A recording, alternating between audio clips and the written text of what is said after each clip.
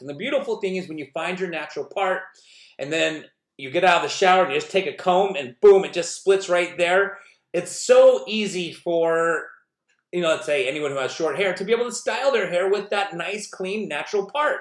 So long hair, short hair, if you find yourself with hair falling on the wrong side, whether you're bob length or, lower or short, that's probably because it was not cut in its natural part. So if you've ever wondered, man, why is this hair hanging over here? This is supposed to go that way.